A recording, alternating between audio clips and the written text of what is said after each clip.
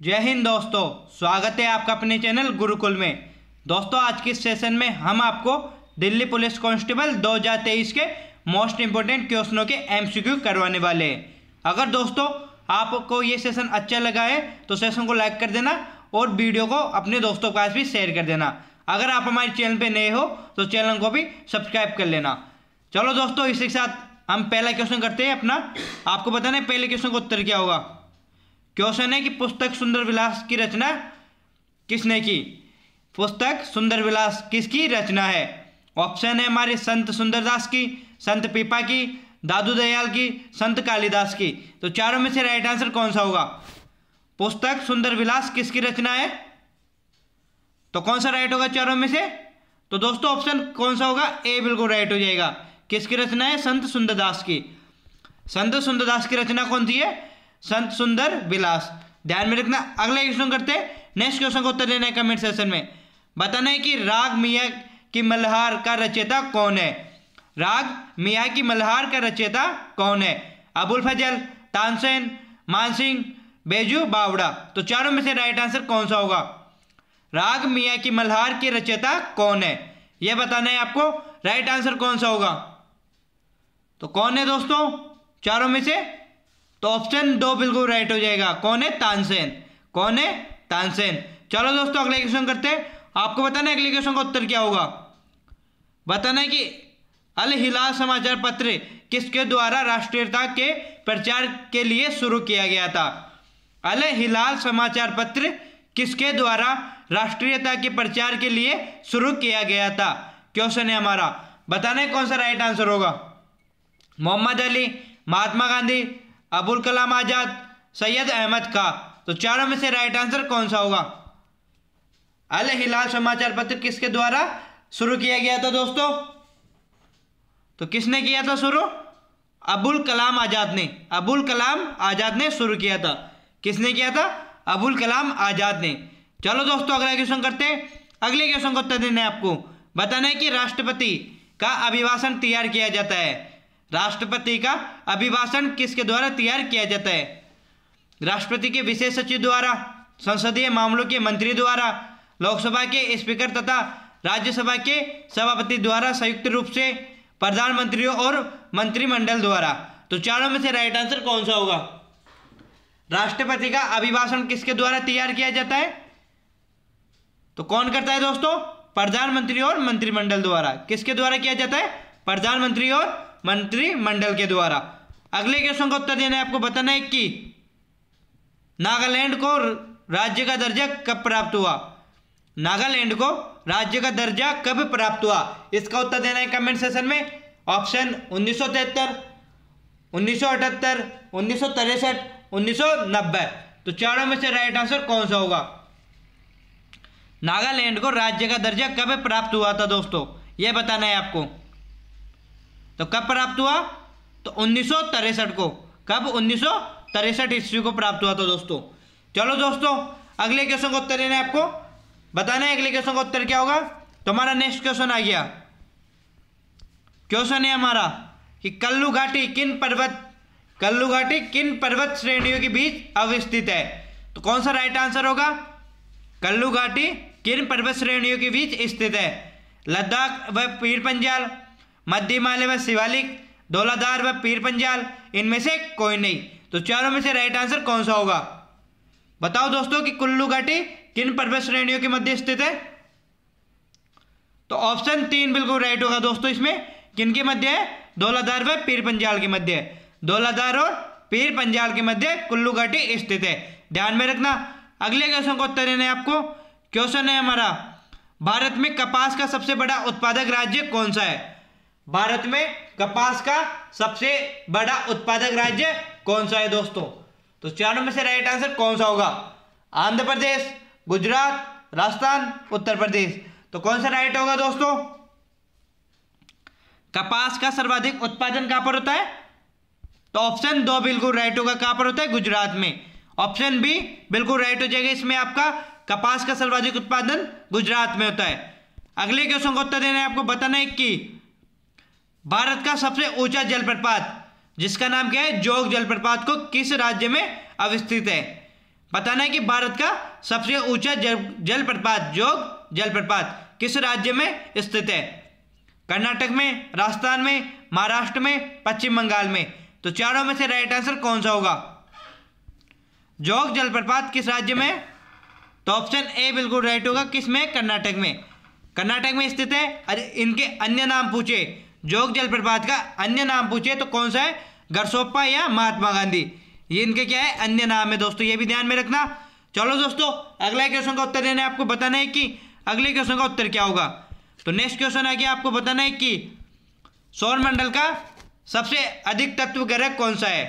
सौरमंडल का सबसे अधिक तत्व ग्रह कौन सा है? मंगल, शुक्र, बुध, बृहस्पति। तो चारों में से राइट आंसर कौन सा होगा?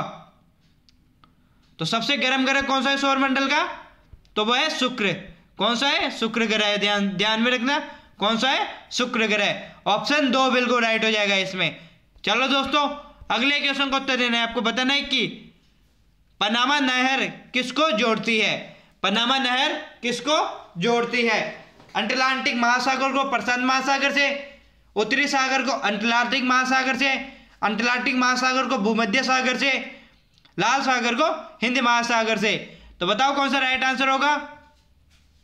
पनामा नहर किसको जोड़ती है? तो कौन सा राइट होगा इसमें दोस्तों? ए बिल्कुल राइट हो जाएगा। किसको? अटलांटिक महासागर को प्रशांत महासागर से जोड़ती है पनामा नहर। ध्यान में रखना, ए बिल्कुल राइट में हो जाएगा। ध्यान में रखना। अगले क्वेश्चन को उत्तर देना है आपको। बताना है कि एनु जनजाति कहाँ पाई जाती है। एनु जनजाति कहाँ पर पाई जाती है? Iran, Japan, Afghanistan, Pakistan. तो चारों में से राइट आंसर कौन सा होगा? एनु जनजाति कहाँ पर पाई जाती है दोस्तों, ये क्वेश्चन है हमारा। तो कहाँ पर पाई जाती है एनु जनजाति? तो ऑप्शन 2 बिल्कुल राइट हो जाएगा। जापान में पाई जाती है। कहाँ पर? जापान में एनु जनजाति पाई जाती है। अगले क्वेश्चन का उत्तर देना है आपको। बताना है कि कंप्यूटर में वायरस का संबंध निम्नलिखित में से है। कंप्यूटर में वायरस का संबंध किससे है? धूल के कण से, हार्डवेयर से, प्रोग्राम से, मॉनिटर से। तो चारों में से राइट आंसर कौन सा होगा? कंप्यूटर में वायरस का संबंध निम्नलिखित में से किससे है? तो किससे है दोस्तों? तो प्रोग्राम से है दोस्तों। वायरस का संबंध किससे है? प्रोग्राम से। ऑप्शन 3 बिल्कुल राइट होगा। चलो दोस्तों, अगले क्वेश्चन का उत्तर देना है आपको। बताना है अगले क्वेश्चन का उत्तर क्या होगा। क्वेश्चन है हमारा, एक पत्थर या धातु का पिंड सूर्य के चारों ओर कक्षा में परिक्रमा करे तो उसे कहते हैं। तो कौन सा राइट होगा दोस्तों? तो क्या कहते हैं? सूर्य के चारों ओर चक्कर करने वाले पिंडों को क्या कहा जाता है दोस्तों? Asteroid, planet, satellite, comet. तो चारों में से राइट आंसर कौन सा होगा? एक पत्थर या धातु का पिंड सूर्य के चारों ओर कक्षा में परिक्रमा करे तो उसे कहेंगे, क्या कहेंगे दोस्तों? तो क्या कहेंगे उसे? एस्टेरॉइड कहेंगे दोस्तों। क्या कहते हैं उसे? एस्टेरॉइड। ऑप्शन 1 बिल्कुल राइट हो जाएगा। क्या कहते हैं? एस्टेरॉइड। चलो दोस्तों, अगले क्वेश्चन का उत्तर देना है आपको। बताना है कि नाबार्ड क्या है। नाबार्ड क्या है? एक गुप्तचर बैंक, औद्योगिक विकास बैंक, एक कृषि बैंक, कृषि विकास बैंक, बैंकों का बैंक। तो नाबार्ड क्या है दोस्तों? आपको बताना है कि नाबार्ड क्या है। चारों में से राइट आंसर कौन सा होगा? तो क्या है दोस्तों? नाबार्ड एक कृषि बैंक है, कृषि विकास बैंक है। नाबार्ड क्या है? एक कृषि विकास बैंक है। ध्यान में रखना। चलो दोस्तों, अगले क्वेश्चन का उत्तर देना है आपको। बताना है अगले क्वेश्चन का उत्तर क्या होगा। क्वेश्चन आ गया हमारा कि स्वतंत्र भारत का पहला संघीय बजट, स्वतंत्र भारत का पहला संघीय बजट किसने प्रस्तुत किया? दादाभाई नौरोजी ने, आर.के. शनमुखम सेठी ने, जॉन मथाई ने, वर्गीस कुरियन ने। तो चारों में से राइट आंसर कौन सा होगा? तो भारत का, स्वतंत्र भारत का पहला संघीय बजट किसने प्रस्तुत किया? तो ऑप्शन 2 बिल्कुल राइट हो जाएगा दोस्तों। किसने किया? आर.के. शनमुखम चेट्टी ने। ध्यान में रखना, आर.के. शनमुखम चेट्टी ने। ध्यान में रखना, 2 बिल्कुल राइट हो जाएगा इसमें। चलो दोस्तों, अगले क्वेश्चन का उत्तर करना है आपको। बताना है कि अगले क्वेश्चन का उत्तर क्या होगा। तो क्वेश्चन आ गया कि टीआरपी का पूरा नाम क्या है। टीआरपी का पूरा नाम क्या है? ऑप्शन है हमारे television rating point, television read point, television right point, television rare power. तो चारों में से राइट आंसर कौन सा होगा? आरटीपी का पूरा नाम क्या है? तो कौन क्या होगा दोस्तों? तो आपको पता होगा कि आरटीपी, कोई भी चैनल होता है वो अपनी चैनल की आरटीपी बढ़ाना चाहता है। तो वो क्या बढ़ाना चाहते हैं दोस्तों? अपने चैनल की रेटिंग बढ़ाना चाहता है, रेटिंग पॉइंट बढ़ाना चाहता है दोस्तों। आरटीपी का मतलब टेलीविजन रेटिंग पॉइंट होता है। ध्यान में रखना, ए बिल्कुल राइट होगा।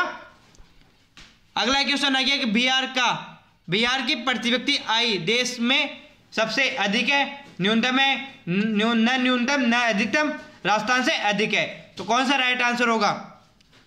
बिहार की प्रति व्यक्ति आय कैसी है दोस्तों, आपको यह बताना है। आगे रिक्त स्थान है, आपको बताना है कि बिहार की प्रति व्यक्ति आय कैसी है। तो न्यूनतम है दोस्तों। कैसी है? न्यूनतम। ऑप्शन 2 बिल्कुल राइट होगा। चलो दोस्तों, अगले क्वेश्चन का उत्तर करना है। आपको बताना है कि Indira Gandhi memorial tulip garden कहाँ स्थित है? Indira Gandhi memorial tulip garden कहाँ पर स्थित है? तो कौन सा राइट होगा इसमें? उड़ीसा, मध्य प्रदेश, श्रीनगर, हिमाचल प्रदेश। तो चारों में से राइट आंसर कौन सा होगा? Indira Gandhi memorial tulip garden कहाँ पर स्थित है? तो कहाँ पर है दोस्तों? तो श्रीनगर में है दोस्तों। कहाँ पर है? श्रीनगर में। ऑप्शन 3 बिल्कुल राइट हो जाएगा। चलो दोस्तों, अगले क्वेश्चन का उत्तर देना है। आपको बताना है कि औद्योगिक विश्वविज्ञान अनुसंधान केंद्र कहाँ स्थित है? औद्योगिक विश्वविज्ञान अनुसंधान केंद्र कहाँ पर स्थित है? ये क्वेश्चन है हमारा। तो ऑप्शन है हमारे देहरादून, लखनऊ, नागपुर, मैसूर। तो चारों में से राइट आंसर कौन सा होगा? औद्योगिक विश्वविज्ञान अनुसंधान केंद्र कहाँ स्थित है? तो कहाँ पर है दोस्तों? तो कहाँ पर है? लखनऊ में। कहाँ पर? लखनऊ में। ऑप्शन 2 बिल्कुल राइट हो जाएगा। सॉरी दोस्तों, कहाँ पर है? लखनऊ में। अगले क्वेश्चन को उत्तर देना है। आपको बताना है कि लोसांग कहाँ का प्रसिद्ध उत्सव है? लोसांग कहाँ का प्रसिद्ध उत्सव है? असम का, त्रिपुरा का, सिक्किम का, पंजाब का। तो चारों में से राइट आंसर कौन सा होगा? लोसांग कहाँ का प्रसिद्ध नृत्य है? तो कहाँ का है दोस्तों? तो सिक्किम। ऑप्शन 3 बिल्कुल राइट हो जाएगा दोस्तों। कहाँ का है? सिक्किम का। 3 बिल्कुल राइट हो जाएगा। लोसांग सिक्किम का प्रसिद्ध नृत्य है। अगले क्वेश्चन का उत्तर देना है। आपको बताना है कि तंबाकू की खेती किसके शासनकाल में प्रारंभ हुई? तंबाकू की खेती किसके शासनकाल में प्रारंभ हुई? अलाउद्दीन खिलजी, जहांगीर, शाहजहां, औरंगजेब। तो चारों में से राइट आंसर कौन सा होगा? तंबाकू की खेती किसके शासनकाल में शुरू हुई? तो जहांगीर के शासनकाल में शुरू हुई थी। किसके में? जहांगीर के में। ध्यान में रखना, ऑप्शन 2 बिल्कुल राइट हो जाएगा। चलो दोस्तों, अगले क्वेश्चन का उत्तर देना है। आपको बताना है कि महमूद गजनवी ने भारत पर कितनी बार आक्रमण किया? तो कितनी बार आक्रमण किया महमूद गजनवी ने भारत पर? तो 16 बार, 18 बार, 13 बार, 15 बार। तो कितनी बार आक्रमण किया महमूद गजनवी ने भारत पर? तो 16 बार आक्रमण किया। कितनी बार? 16 बार। ऑप्शन 1 बिल्कुल राइट होगा। अगले क्वेश्चन का उत्तर देना है। आपको बताना है कि किस मुस्लिम शासक ने आगरा नगर की स्थापना की थी? किस मुस्लिम शासक ने आगरा नगर की स्थापना की थी? तो कौन सा राइट आंसर होगा? बहलोल लोधी, इब्राहिम लोधी, सिकंदर लोधी, गफ्फार लोधी। तो चारों में से राइट आंसर कौन सा होगा? किस मुस्लिम शासक ने आगरा नगर की स्थापना की थी? तो कौन सा राइट आंसर होगा दोस्तों? तो ऑप्शन 3 बिल्कुल राइट होगा, सिकंदर लोधी। किसने की थी? सिकंदर लोधी ने। ध्यान में रखना दोस्तों, सिकंदर लोधी ने आगरा नगर की स्थापना की थी। चलो दोस्तों, अगला क्वेश्चन करते हैं। अगले क्वेश्चन का उत्तर देना है कमेंट सेक्शन में। क्वेश्चन है हमारा कि बक्सर का युद्ध कब हुआ?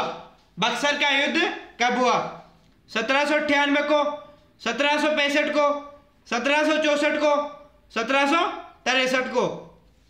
कौन सा राइट आंसर होगा? बक्सर का युद्ध कब हुआ दोस्तों? तो ऑप्शन 3 बिल्कुल राइट हो जाएगा। इसमें भी कब हुआ? 1764 को बक्सर का युद्ध हुआ था। ऑप्शन 3 बिल्कुल राइट हो जाएगा आपका। चलो दोस्तों, नेक्स्ट क्वेश्चन करते हैं। आपको बताना है कि तंत्रिका तंत्र की संरचनात्मक इकाई है।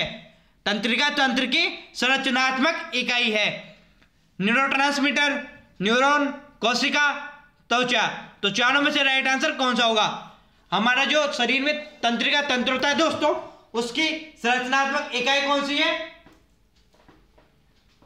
तो कौन सी है दोस्तों?